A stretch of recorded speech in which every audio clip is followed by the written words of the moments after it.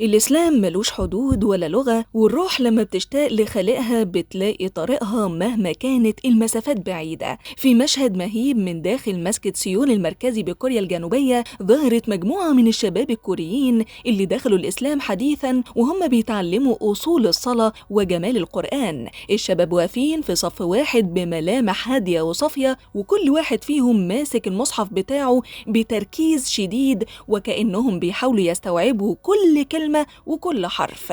الإمام قدامهم بصوته العذب عمال يقرأ القرآن، وهم من وراه في حالة من الخشوع التام بيتعلموا ازاي يقفوا بين ايدين ربنا في أطهر بقعة في بلدهم. الفيديو ده مش مجرد لقطة عابرة، دي رسالة حب وسلام بتبين إن نور الحق بيوصل لكل مكان في الدنيا، وإن المساجد دايما مفتوحة لكل القلوب اللي بتدور على السكينة. أجمل مشهد ممكن تشوفه النهاردة شباب من ثقافة تانية خالص، لكنهم اختاروا طريق الهداية وبدأوا رحلتهم مع الصلاة. يا ترى ايه احساسكم وانتم بتشوفوا الإسلام بينتشر في كوريا؟ وكلمة تشجيع للشباب دول في التعليقات.